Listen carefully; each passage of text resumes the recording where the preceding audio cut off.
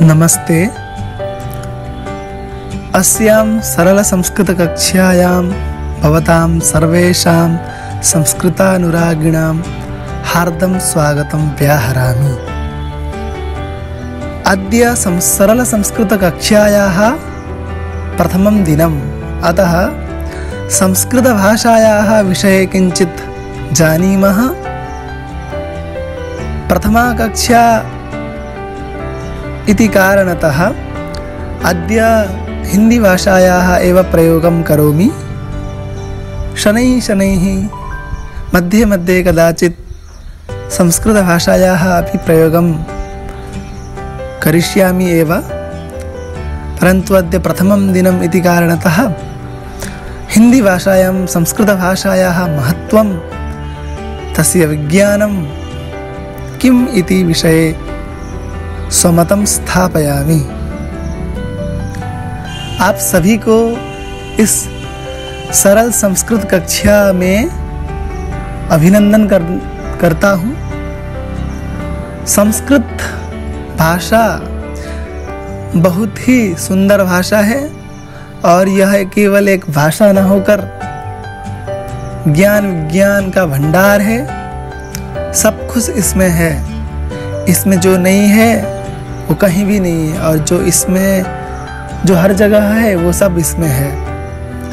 अर्थात संस्कृत ऐसी भाषा है जिसमें सब कुछ अंतर्निहित है, बस उसको हमें खोजने की ज़रूरत है। और कई हमारे ऋषि मुनियों ने, कई तत्ववेत्ताओं ने, संस्कृत के ज्ञाताओं ने इसको खोजा है, तो उनके खोजे हुए चीज़ को हमें दोबारा से देखने की ज़रूरत है। हम बिना सोचे समझे निर्णय ले लेते हैं, बता देते हैं कि ये ऐसी भाषा है, ये वैसी भाषा है, जो कि बिल्कुल गलत बात है। जब तक आप या हम किसी चीज़ को जानते नहीं हैं, उसके बारे में थोड़ा बहुत रिसर्च नहीं करते हैं, तब तक हमें उसके बारे में अंगुली नहीं करना चाहिए। उसके बारे में हमको इंगित नहीं करना चाहिए। कहने का तात्पर्य ये है कि जब तक हम किसी विषय को जानते नहीं हैं, उसके बारे में बस बाहर से दो चार वाक्य सुने हैं, लोगों के मनगढ़ंत कहानियाँ सुने हैं, तो उसके बारे में हम पहले से ही एक धारणा बना देते हैं, पूर्वाग्रह से ग्रसित हो जाते हैं, जो कि बहुत ही दुखद है। ऐसा नहीं होना चाहिए हमें। अब आपको मैं कहना जा रहा हूँ कि संस्कृत की महत्व इतना क्यों है, संस्कृत का महत्व इतना ज़्यादा क्यों है, संस्कृत इतनी पूजनीय क्यों है। संस्कृत नाम सुनते ही हमारे रोंगटे खड़े हो जाते हैं, हमको शरीर में एक ऊर्जा सी प्रवाहित होने लगती है। इस तरह की भाषा है संस्कृत।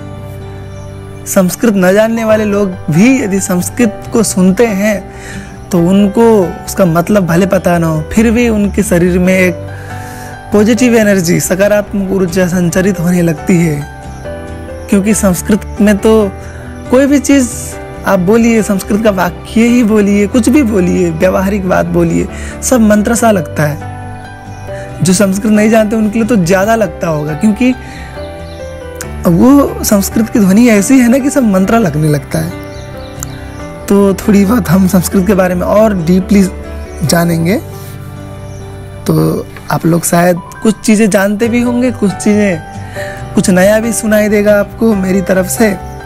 तो अच्छी बात है, दोबारा सुनाई दे रही हैं तो बहुत अच्छी बात है। और जो नहीं पता आपको वो सुनाई दे रही है तो उसको मनन करने की बात है, समझ के उसको मनन करते रहिए और जगह भी इसको फैलाते रहिए, क्योंकि अच्छी चीज़ें फैलाने से सब कुछ अच्छा होता है। हम लोग व्हाट्सएप इत्यादि में कुछ नेगेटिव खबर आता है तो कितनी जल्दी फैलाने के लिए हम उतावले हो जाते हैं, है ना। मानस की स्वभाव है, मानुष का स्वभाव है, पर हमको अपना स्वभाव थोड़ा बदलना चाहिए।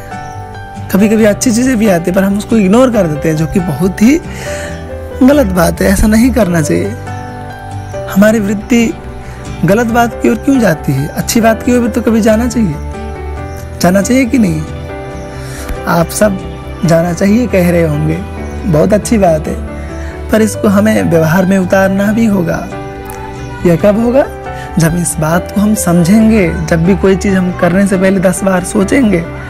और यह संस्कृत पढ़ने वाला, संस्कृत को जानने वाला, संस्कृत को इज्जत देने वाला, संस्कृत के प्रति जिसकी लगाव हो वही समझेगा और वही सोचेगा।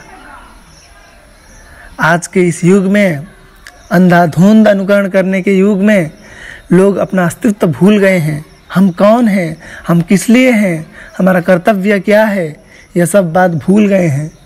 शायद हम भी उसमें आते होंगे क्योंकि उसी समाज में रहते हैं।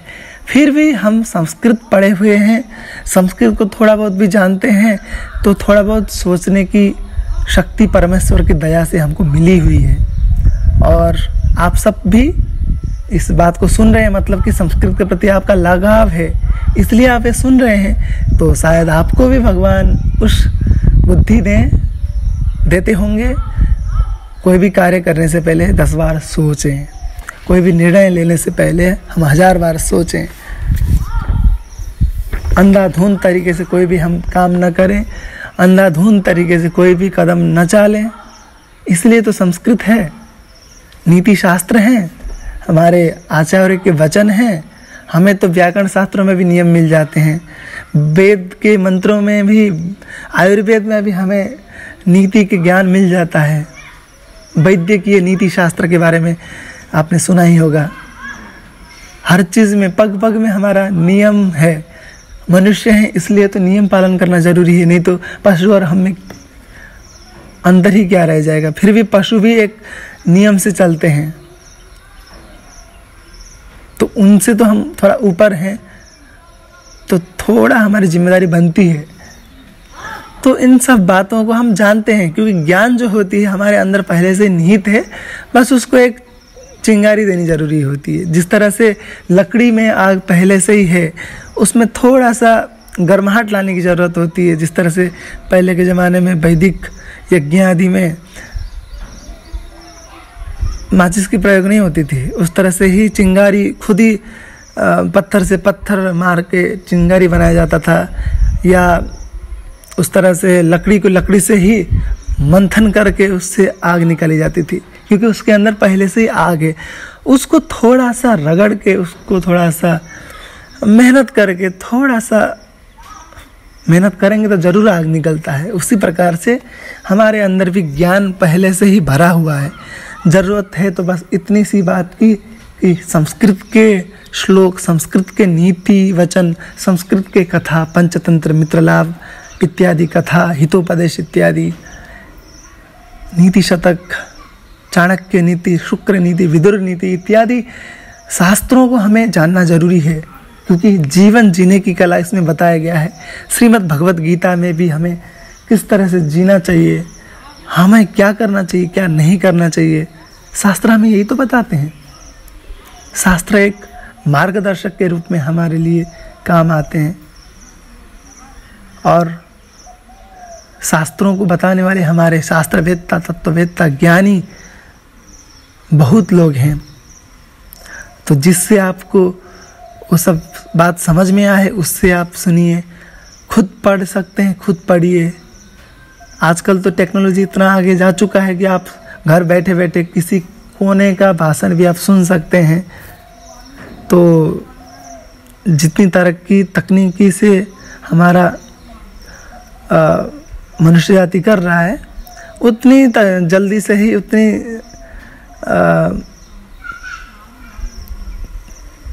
उतनी जल्द ही हम अपने मनुष्यत्व से हम पीछे भी हट रहे हैं, जो कि बहुत दुखद है। तो तकनीकी बढ़ाना अच्छी बात है, पर उसके साथ साथ एक मनुष्यत्व हम क्यों हैं, हमारा जो मुख्य कर्तव्य है वो क्या है, वो भी भूलना नहीं चाहिए। संस्कृत भाषा किसी एक जाति या किसी एक वर्ग के लिए बनाई गई भाषा नहीं है, क्योंकि यह तो बहुत ही पुरानी भाषा है, बहुत ही पुरानी होते हुए भी नई भाषा है। तो हम अन्य किसी जाति या किसी वर्ग को नहीं पढ़ना चाहिए, नहीं कर सकते, क्योंकि संस्कृत जब हुई थी, संस्कृत की उत्पत्ति जब थी, तो कोई भी जाति, कोई भी धर्म इस तरह से इतने विभाग नहीं थे, तो सबके लिए बनाई गई भाषा है। इसलिए तो कहा गया है सर्वे भवन्तु सुखिनः, सर्वे सन्तु निरामयाः, सर्वे भद्राणि पश्यन्तु, मा कश्चित् दुःखभाग् भवेत्। सभी सुखी हों, सभी निरोग हों, सभी अच्छाई देखें, सबको अच्छा ही अच्छा देखने मिले, किसी को दुख ना मिले। इस तरह के सामाजिक वचन सबको समेट के चलने की भावना तो हमारे संस्कृत भाषा में ही हो सकती है, जो अनादि है। क्योंकि वेद अनादि हैं, अपौरुषीय हैं, तो संस्कृत भी अपौरुषीय और अनादि है।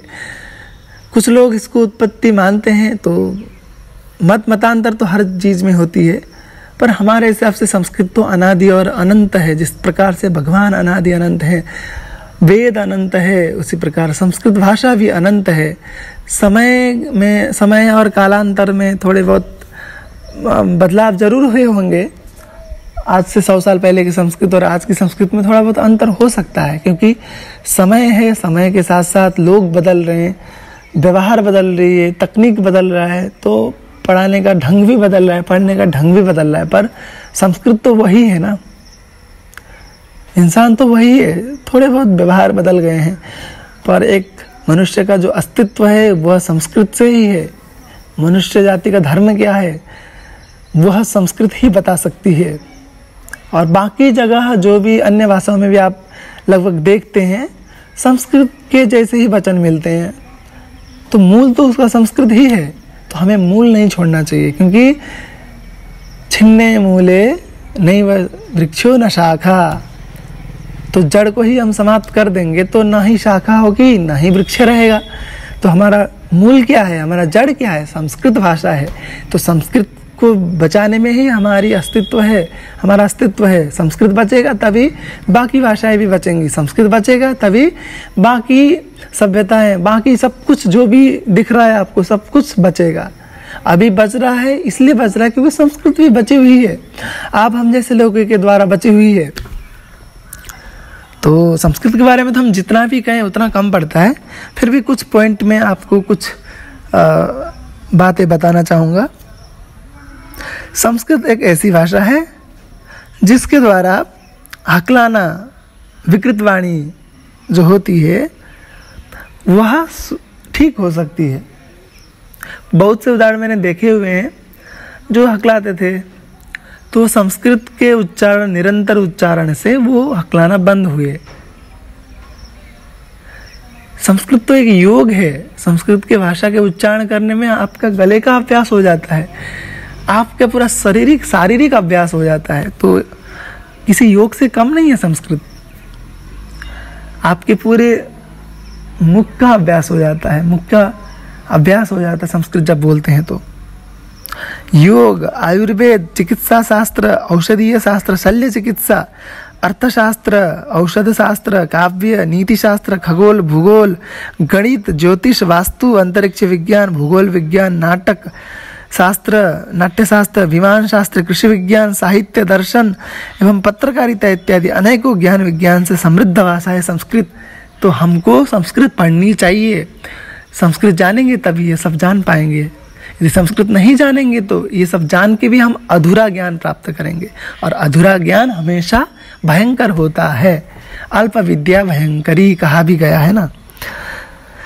इसके निरंतर अभ्यास से मानसिक शांति मिलती है, और साथ ही हृदयाघात, पक्षाघात, कर्क रोग इत्यादि भयंकर व्याधियों का भी जड़ सहित निर्मूलन होता है। बहुत से उदाहरण हैं, आप रिसर्च करेंगे, थोड़ा बहुत हमारी बात तो सुन ही रहे हैं, इसके साथ साथ आप खुद भी रिसर्च करेंगे, इसके बारे में जानना चाहेंगे तो आपको बहुत सारे ऐसे उदाहरण मिलेंगे जिससे कि बहुत सारे रोग संस्कृत भाषा के पठन पाठन से, संस्कृत भाषा के उच्चारण से ठीक हुए हैं। जैसे विकृत वाणी इत्यादि का उदाहरण तो मैंने भी खुद देखा है, और मानसिक शांति भी मैंने देखा है बहुत सारे लोगों को। तो संस्कृत से मानसिक शांति कैसे मिल सकती है, मानसिक शांति कैसे मिल सकती है, ये आप समझ सकते हैं। क्योंकि संस्कृत में इस तरह की वाणी है, इस तरह की चीज़ें बताई गई हैं कि जिसको पढ़ने से, जिसको सुनने से आप में जो कुंठा है, आपके अंदर जो भी हीन भावनाएं हैं, अपने को धिक्कारना या जो भी मानसिक बीमारियां होती है, छोटी बड़ी उसके लेवल होते हैं, आजकल तो बहुत सारे बना दिए हैं, तो जो भी होती हैं उतनी बड़ी चीज़ है नहीं। थोड़े बहुत संस्कृत का अध्ययन करने लगेंगे, शास्त्रों का अध्ययन करने लगेंगे, आध्यात्मिक विद्या का अध्ययन करने लगेंगे, तो ये सब मानसिक जो भी आपकी समस्याएं हैं, किसी की भी समस्या है वो चट से चुटकी में ख़त्म हो जाती है। जो संस्कृत पढ़ने वाला व्यक्ति कोई भी गलत काम करने से पहले बहुत बार सोचता है, तब जाके निर्णय लेता है। तो इसलिए संस्कृत का ज्ञानी, संस्कृत भाषा का अनुरागी कभी गलत कर ही नहीं सकता। और कुछ एकाध लोग कर भी गए होंगे तो वो तो अब थोड़ा सा दुर्भाग्य कह सकते हैं, जो भी कह सकते हैं, अपवाद होते हैं वो लोग कुछ, पर अधिकतर जो होता है वो हम देखना चाहिए हमें। तो संस्कृत से बहुत सारे व्याधियों का अंत होता है, यह भी हम जान चुके हैं। कैसे होता है उसके लिए थोड़ा आप रिसर्च कीजिए। भारत के क्षेत्रीय भाषाओं में लगभग 60% शब्द संस्कृत के ही बोले जाते हैं। जिस तरह से बंगाली देखिए, केरल, तमिल, कन्नड़, ये सब जितने भी भाषाएं हैं आप प्रादेशिक भाषाओं के, हिंदी में भी देख लीजिए बहुत सारे संस्कृत के शब्द प्रयोग होते हैं। हिंदी में तो बहुत ज़्यादा ही होता है। और बहुत सारे वैदेशिक भाषाएं हैं, नेपाली भाषा है, भूटान की भाषा है या अन्य भाषा है, उनमें भी आपको संस्कृत के बहुत सारे कुछ मिलते हैं। भारोपीय परिवार बोलते हैं ना, तो उसमें यूरोपीय कई भाषाएं हैं, उसमें भी संस्कृत का कुछ शब्द मिलते हैं आपको, शायद आप ढूंढेंगे तो आपको मिलेगा। कहने का तात्पर्य ये है कि जितने भी भाषा बोली जाती हैं इस भारत में या भारत के बाहर, नेपाल, श्रीलंका या बंगाल, बांग्लादेश, भूटान, चीन, तिब्बत या बाकी जितने भी देश हैं, आप ढूंढना चाहें तो बहुत सारे सिमिलरिटी मिलेंगी आपको, बहुत सारी समानताएं मिलेंगी, है ना। तो ये भी एक विशिष्टता है संस्कृत की। सांप्रतिक शोधों से यह माना जा रहा है कि अगली पीढ़ी के सुपर कंप्यूटर्स के लिए अनुकूल सॉफ्टवेयर के निर्माण में उपयुक्त संस्कृत भाषा है। समझ रहे हैं इस बात को? क्योंकि ये इसलिए कहा गया है क्योंकि संस्कृत के जो शब्द हैं, हम तोड़ मरोड़ के कैसे भी बोलें वाक्य, वो अर्थ बदलता नहीं। जैसे कि अहम गच्छामि गृहम, अहम गृहम गच्छामि, गच्छामि अहम गृहम, इस तरह से आप कैसे भी बोल सकते हैं, तो उसका अर्थ परिवर्तन नहीं होता है। वाक्य परिवर्तन जरूर हो रहा है, शब्द इधर उधर जरूर हो रहे हैं, पर उसका अर्थ एक ही निकलता है। तो इस खासियत की वजह से ऐसा माना जा रहा है कि जो अगला सुपर कंप्यूटर है अगले जनरेशन का, उसके लिए संस्कृत, उसके जो सॉफ्टवेयर निर्माण में संस्कृत भाषा का भी बहुत कुछ प्रयोग में लाया जा रहा है। संस्कृत के पाणिनीय व्याकरण का प्रयोग में लाया जा रहा है। बहुत सारे वैज्ञानिक हैं नासा में, या नासा में जाके आए हुए कई सारे वैज्ञानिक हैं संस्कृत के विद्वान। ओम प्रकाश जी करके हैं कोई विद्वान, वो सब भी हमको बता रहे थे कि इसके बारे में, संस्कृत के बारे में वहाँ पर बहुत कक्षाएं चल रही हैं। संस्कृत लोग जानना चाहते हैं। विशिष्ट जगह पे विदेशों में संस्कृत के कोर्स चलाए जा रहे हैं। जर्मनी में देखिए बहुत सारे संस्कृत के केंद्र हैं। संस्कृत भारती एक संस्था है जो कि संस्कृत के लिए निरंतर काम कर रहे हैं बहुत सालों से, तो वो भी, उसके भी बहुत सारे केंद्र विदेशों में हैं। भारत में बहुत सारी जगह पे है। कई सारी यूनिवर्सिटियाँ भारत में काम कर रही हैं, अन्य देशों में भी हैं, नेपाल में भी है नेपाल संस्कृत विश्वविद्यालय। भारत में तो बहुत सारे संस्कृत विश्वविद्यालय हैं, 3 तो अभी बन गए, और कई सारे डिम्ड यूनिवर्सिटी हैं। तो इस प्रकार से संस्कृत के लिए बहुत काम हो रहा है और बढ़ता जा रहा है। ऐसा मत सोचिएगा कि संस्कृत जो है संस्कृत में ह्रास आ रहा है, ऐसा बिल्कुल भी नहीं है। कई लोग सोचते होंगे कि संस्कृत कहाँ है, शायद उन लोगों ने चश्मा पहन रखा है काला, इसलिए उनको दिख नहीं रहा है। हर जगह तो संस्कृत है, उनके नाम में संस्कृत है। उनके घर परिवार में देखिए, वो जो भाषा बोलते होंगे, वो जो खाते होंगे चीज़, या जो भी वो प्रयोग करते हैं, जो भी बाजार में जाते हैं वहाँ पर नाम देखते होंगे, सब संस्कृत में है अधिकतर। तो आप कैसे बोल सकते कि संस्कृत नहीं है? अर्थात संस्कृत है। सांप्रतिक शोधों से यह माना जा रहा है कि अगले सुपर कंप्यूटर के लिए जो सॉफ्टवेयर बनाए जा रहे हैं उसमें संस्कृत का नितांत उपयोग हो रहा है। NASA, MIT, University of Chicago, Saint James School London इत्यादि में वैदेशिक लोग भी, इत्यादि वैदेशिक शैक्षणिक संस्थाओं में भी संस्कृत विषय का अध्ययन हो रहा है। ये बहुत बड़ी बात है। और भारत में भी IIT या अन्य आधुनिक शैक्षणिक संस्थाओं में भी इसको शुरू किया गया है बहुत सालों से। सेंट्रल संस्कृत यूनिवर्सिटी, जिसका पहला नाम था राष्ट्रीय संस्कृत संस्थान, जो नई दिल्ली के जनकपुरी में स्थित है, उसके द्वारा अनौपचारिक संस्कृत शिक्षण पूरे देश में चलाया जा रहा है बहुत सालों से। तो उसमें इस तरह के संस्थान अधिकतर चुने जाते हैं जहाँ पर संस्कृत विभाग नहीं है और वहाँ के लोग संस्कृत पढ़ना चाहते हैं। तो उस जगह पे संस्कृत का केंद्र खोला गया है, अनौपचारिक संस्कृत शिक्षण केंद्र के नाम से। तो ये बहुत बड़ा निर्णय है और बहुत चमत्कार ला रहा है ये संस्कृत में।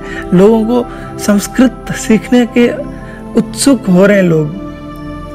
बहुत सारे अनौपचारिक संस्कृत शिक्षण केंद्र हैं यहाँ पर, यूपी में भी बहुत सारे हैं, पूरे भारत में हैं, हर प्रदेश में हैं। और बहुत सारे शिक्षक इसमें लगे हुए हैं और इसकी पढ़ाने का जो पद्धति है बहुत ही अच्छी पद्धति है।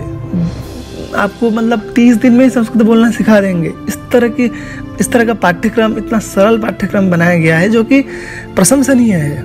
तो बहुत कुछ काम हो रहा है संस्कृत में, बड़े लेवल पे भी हो रहा है, शोध कार्य इत्यादि हो रहे हैं, और छोटे लेवल पे भी हो रहा है, और औपचारिक रूप में तो हो ही रहा है, अनौपचारिक रूप में भी हो रहा है। तो संस्कृत भारती, राष्ट्रीय संस्कृत संस्थान इत्यादि ऐसे बहुत सारे संस्थाएं हैं जो कि इस तरह के काम में दिन रात खट के लग रहे हैं, मेहनत कर रहे हैं, कटिबद्ध होके इसमें काम करने वाले शिक्षक, इसमें इस योजना को चलाने वाले योजनाकर्ता, इन संस्थाओं, सब लोग का योगदान इसमें है। तो सब लोग लगे हुए हैं संस्कृत को बढ़ाने के लिए, क्योंकि संस्कृत इतनी अच्छी चीज़ है, हमको अच्छी लगी इसलिए हम सबको बढ़ाएं, ये भावना संस्कृत में है। वसुधैव कुटुंबकम की भावना संस्कृत में है। गीता हमको ये बताती है वसुधैव कुटुंबकम। बहुत सारे शास्त्र भी बताते हैं। तो पूरा विश्व ही जो शास्त्र परिवार मानता है, संस्कृत का शास्त्र, पूरे विश्व को परिवार मानने वाला जो ग्रंथ है, जो विज्ञान है, जो दर्शन है, वह कैसे भेदभाव कर सकता है? बिल्कुल नहीं कर सकता। तो संस्कृत तो सभी पढ़ सकते हैं, और कई सारे उदाहरण हैं। संस्कृत पढ़ने वाले अन्य धर्मों के लोग भी पढ़ते हैं, बहुत अच्छी बात है। और उनसे हम बात करते हैं तो हमको लगता है कि कितनी बड़ी बात है ये, संस्कृत की इतनी उदारता है कि जो सबको समाहित करके चल रही है। इसमें कहीं भी ऐसे वचन नहीं मिलते कि आप इन वर्गों को मत पढ़ाइए, इनको पढ़ाइए। इसमें तो सबको लेके चलने का बात है। संगच्छन्तम संबद्धम संभोवनाम सिजानताम, है ना। इस तरह से वैदिक वचन, उपनिषद वचन भी बोलते हैं। संस्कृत भाषा में सबसे ज़्यादा पांडुलिपियाँ, मैन्युस्क्रिप्ट्स हैं, अभी विद्यमान हैं, और उन पर देश विदेश में शोध कार्य चल रहे हैं। इलाहाबाद में गंगानाथ झा परिसर में भी बहुत सारे शोध पांडुलिपियाँ वहाँ पर रखे हैं, और वहाँ शोध संस्थान ही कहा गया है उसको। तो ऐसे ही हमारे भारत में, नेपाल में, अन्य कई देशों में पांडुलिपियाँ हैं जिस पर कई सारे लोग शोध कर रहे हैं, और यह शोध एक निचोड़ निकाल के लाएगा जो कि संस्कृत को और एक स्टेप आगे बढ़ाएगा। ये थी संस्कृत के कुछ महत्व, संस्कृत के कुछ महत्व। इसके बारे में तो जितना भी महत्व हम बोले कम पड़ता है, फिर भी हम कुछ महत्व हमने बोला, और कुछ और सुनेंगे आप हमारे माध्यम से। अभी आप, संस्कृत जो है विश्व की आत्मा है। संस्कृत में संपूर्ण ज्ञान भंडार छिपा हुआ है। संस्कृत पढ़ने से हम आधुनिक हो सकते हैं।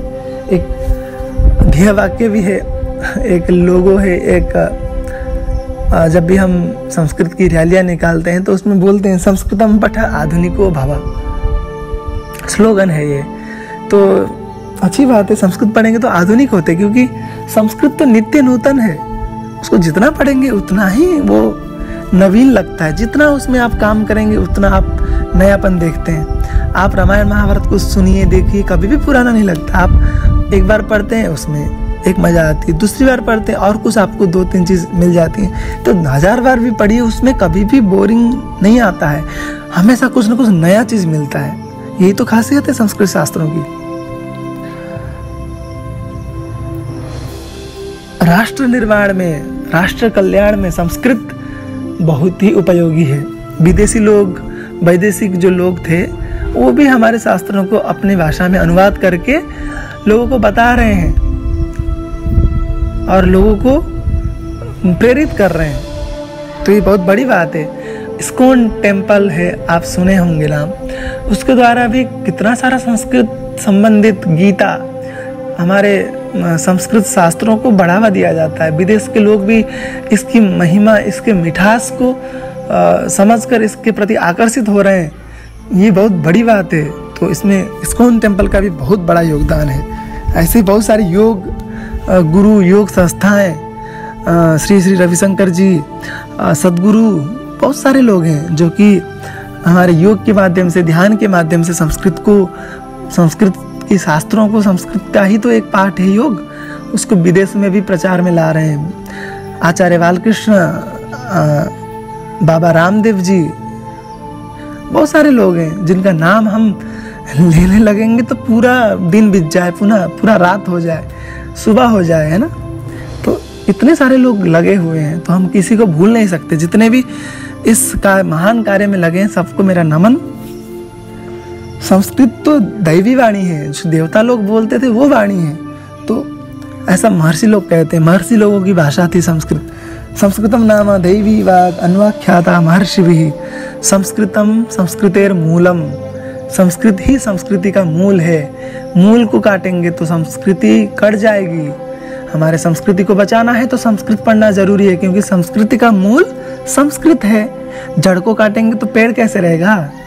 तो इसलिए रोज सिंचन करते रहिए पौधे पे, अर्थात संस्कृत को सिंचन करना मतलब उसका अध्ययन करिए, अध्यापन कराइए, तभी तो हम उसकी संस्कृति को, अपनी भारत की संस्कृति, नेपाल की संस्कृति, पूरे भारतवर्ष की संस्कृति, पूरे विश्व की संस्कृति जो हमारा संस्कृत से रिलेटेड है, संस्कृत से कहीं ना कहीं से संबंधित है, उसको बचा पाएंगे, है ना।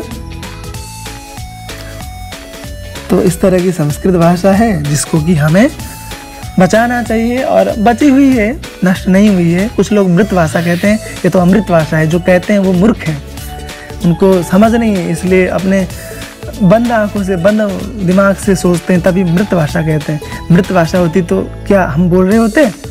यदि संस्कृतं मृत भाषा स्यात् तर्हि वयं कथं वक्तुं शक्नुमः, वयं वदामः यतोहि संस्कृतम् अस्ति अतः वयं वदामः।